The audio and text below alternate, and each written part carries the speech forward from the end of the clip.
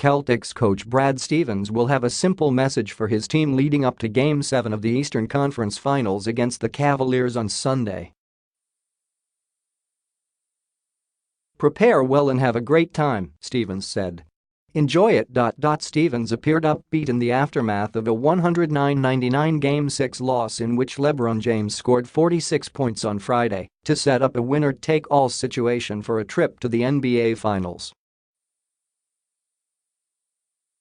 "The strength-on-strength narrative is obvious. Cleveland has James, the best player in the NBA, who is coming off his 7th 40-point game in these playoffs. Boston, meanwhile, has TD Garden.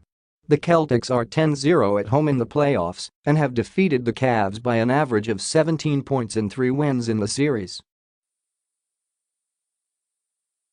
It's going to be a lot of fun, first and foremost," Celtics guard Terry Rozier said. "It's going to be a lot of fun. We're looking forward to it. Obviously, we came up short tonight. But we need the whole city of Boston to be behind us. We know LeBron is different than a lot of other guys, but we've got to get the job done." Will Boston be enough to offset James?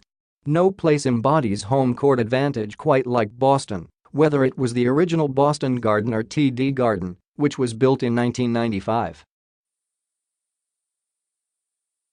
The Celtics are 24 at home in Game 7. You'll see the highlights of Bill Russell, John Havlicek, Larry Bird and Paul Pierce. James' only Game 7 in Boston came on May 18, 2008, when he scored 45 points in a shootout with Pierce, who scored 41 in Boston's 97-92 victory.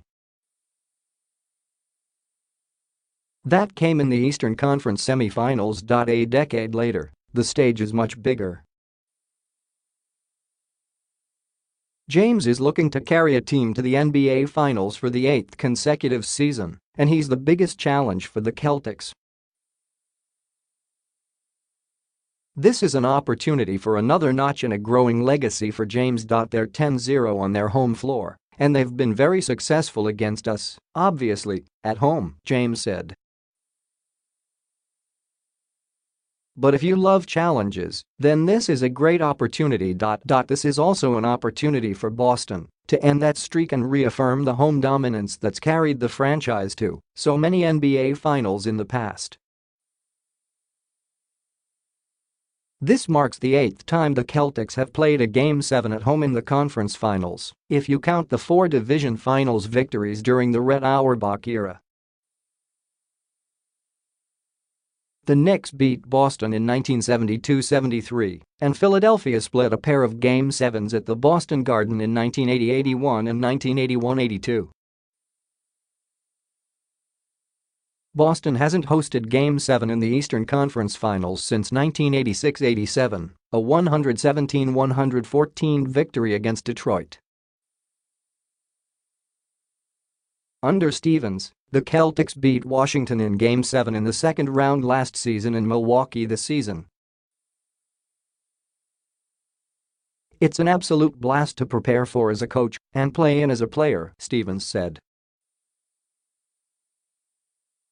"It'll be a heck of a challenge, playing a really good team with obviously a tremendous individual player who put on a tremendous show tonight.